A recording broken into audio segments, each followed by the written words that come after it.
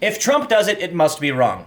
When Trump said he was a nationalist, everybody freaked out and the media started saying, oh no, Trump's a nationalist, that means he's racist. They started saying that nationalist means that you put your interests above all others, even if your country is doing wrong. I saw posts from activists on the left saying that patriotism is that when you love your country so much, you'll even challenge it when it does something wrong to make sure it does something right. And they said that nationalism is that you don't care what your country does, you just love your country. And it sounds like people are just trying to make up definitions because no matter what Trump does, it's got to be wrong. It can't just be that nationalist means that you're someone who is in favor of your country and a sovereign state as opposed to a globalist who is in favor of a one world state. And now they're saying that globalist is like anti-Semitic. No matter what you say, they're just trying to make this language bad, okay? Look, globalist isn't anti-Semitic. Do some people use it that way? Yeah, of course they do. Conspiracy theorists who believe crazy nonsense. But not everybody who believes that there are globalists believes that it means anything having to do with Jewish people. Globalism is defined as a belief in creating a one-world government. Nationalism is defined as a love for one's nation and the idea of protecting your nation, specifically. We have this op-ed from USA Today, which I thought was very interesting. Look, I am not entirely nationalist nor entirely globalist. There are some people who are staunch, like America first, no matter what. I actually lean more towards the international community. I think that we need to expand. I think I don't know if I'm a big fan of free trade agreements necessarily, but I do think that expanded trade is a great thing to, help us avoid war. But anyway, back to this op-ed. They say, Donald Trump's nationalism isn't racist or wrong. It's what America needs right now. This is USA Today, by the way. They say, you know America is in trouble when the president is viciously slammed simply for saying good things about the country. Seriously. Appeals to the inherent goodness and manifest greatness of America used to be a staple of political oratory. It was so commonplace that it was entirely non-controversial. Love of country was taken for granted. But when President Donald Trump described himself as a nationalist at a rally in Texas, it set off a firestorm of criticism. Nationalism is now the new N-word. That's ridiculous. That shouldn't even be in this story. Come on. CNN's Jim Acosta pathetically insinuated the president was making a secret appeal to racism. He seriously did. MSNBC's Nicole Wallace invoked her History Channel-based education to tie in Nazi appeals to German nationalism, while perhaps being unaware that the Nazis were also ardent socialists. Yeah, I can disagree. This, people dispute this, but we'll continue. Maybe she missed that program. This predictable progressive panic is baseless and tiresome. It is willful misunderstanding of what Trump means when he says nationalist.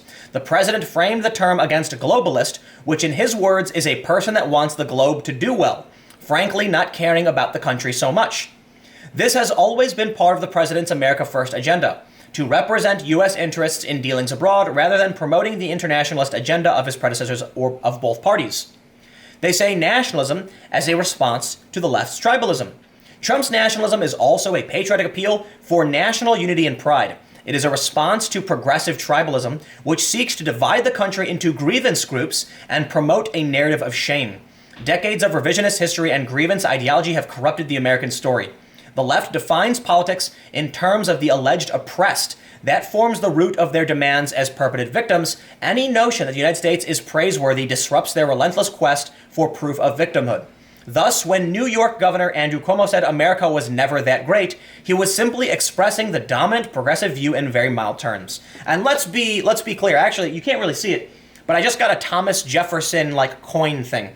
Was Thomas Jefferson a bad person or a racist? First of all, I believe entirely he was a racist. Yes, people were racist back then, extremely racist. People are still racist today, and they're less racist than they've ever been, at least in the United States. And that might be news to a lot of people on the left, that things have actually gotten better now than ever before. And it is the progressive left that is doing everything in their power. It is the regressive left doing everything in their power to regress. They're reactionary. They want to bring us back to a time when people were defined based on the color of their skin and not the content of their character. Miscegenation laws, for instance. Cohabitation between mixed races was actually illegal in most states, in many, I don't know how many, until 1967 or something, when the Supreme Court ruled, no. You can be mixed race and have a couple. It was actually legal. Yes, people were very racist. And you know what? I can point out that Thomas Jefferson and the Founding Fathers were racist. They were slave owners for sure. But you know why they deserve credit? Because as bad as we think they were in terms of their cultural beliefs, The system they created inevitably led to a point where we had to recognize the individual civil liberties of all the people, and we continue to do so. It is only through the system made by these racist men back, the founding fathers, that we have found a place with less racism. They were not perfect, but they laid the foundation of something good, of which we built upon this to actually say, hey, you know what? They were wrong about a lot of things they did. And throughout the past several hundred years, we have made everything better. Women can vote, black people can vote, things are getting better. Not perfect, by no means. There are a lot of problems in this country that still need to be sorted out for sure. But I do not believe it is the regressive left that is actually serving to do that. I believe they're trying to bring it back. They constantly pit different races against each other. Now, why would you do that? And who used to do that? I'll tell you who used to do that. It was, back in the 30s, back in the 1800s, when they would say, oh, white people this and black people that. It was the letters we would see written by politicians, the staunch racists of the 1800s. And even early 1900s, people were extremely racist. Civil rights was like 50 years ago, right? So we've actually improved things. What we want now is, there's Richard Ojeda, who is the West Virginia Democrat who just announced he's running for president. You know what I really like about this guy? He straight up said, black, white, Latino, the working class should come together. It doesn't matter who you are. And I'm like, that's the message we need. We are all in this together. It doesn't matter what you look like. It matters that you are here for me and I am here for you. Plain and simple. We are the people of one country. All right? And that means, look, in my opinion, I think we do have a responsibility to people of the world. We do have a responsibility to Americans first, right? But I'm not as staunchly nationalist as someone like Trump would be. I lean I'm kind of 50-50, I'm kind of a centrist. I think that it would be, they say when you're in an airplane, you must secure your own mask before securing the mask of the person next to you. What that means is, if we want to be able to help people of the world, and we do, we have to make sure we take care of the problems at home first.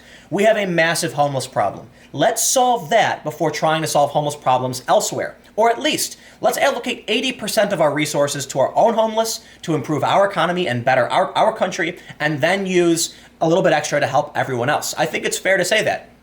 What's really fascinating to me about all this, look, obviously the person who wrote this they seem to be very conservative, and that's okay. I disagree with a bit of how they frame things, but for the most part, look, I understand that nationalism doesn't mean anything racist or crazy.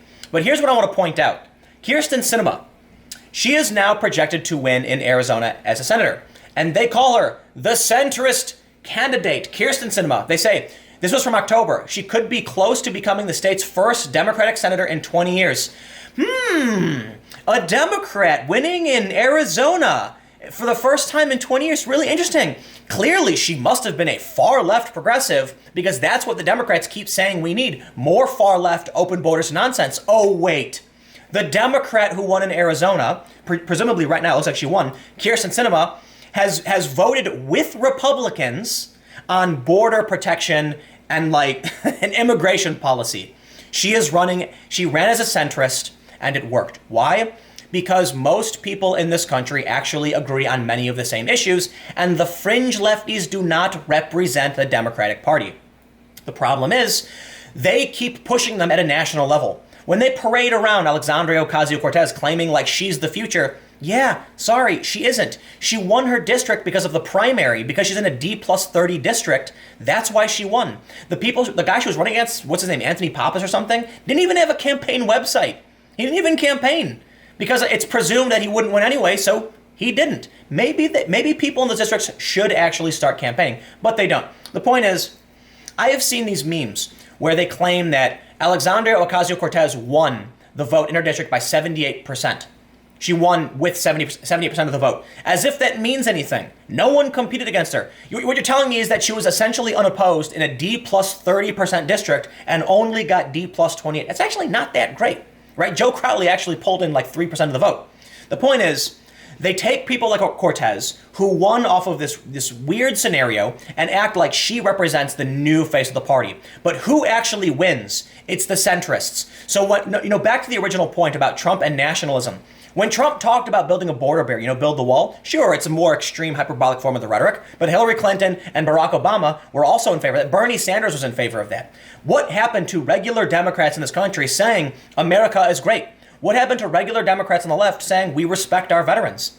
They keep trying to reach out to this far left fringe base because they feel like they lost the center or something. Thus, they end up losing. And then you can see when Kyrsten Sinema actually decides to run as a centrist, a lot of people are calling her your traditional corporate Dem, whatever you want to call her. She talked about protecting the borders. She's in Arizona. Centrist candidate, Democrat, wins. So you want to keep, smearing Trump saying nationalism is racist and that globalist is anti-Semitic. You're not playing up to the actual core of this country. You're playing into Trump's hands because the average American says, if my choice is between the crazy far lefties who don't believe in borders and a conservative, well, I'm not going to choose the person who wants to dissolve the borders of this country. Then along comes Kyrsten Sinema, who is a centrist Democrat who says, hey, I want to protect borders too. And she gets voted in.